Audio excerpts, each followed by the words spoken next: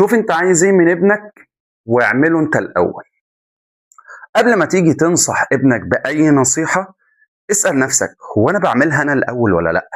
ولو ما بعملهاش يبقى ازاي بطلب من ابني الصغير اللي 11 12 15 18 سنة انه ينفذها وانا كبير مش قادر اعملها؟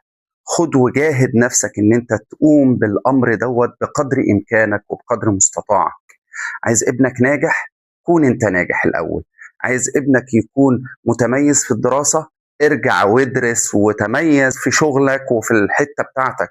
عايز ابنك يواظب على الصلاة، خليه يشوفك وانت مواظب على الصلاة. ابعد عن السجاير قبل ما تقول لابنك ابعد عن السجاير.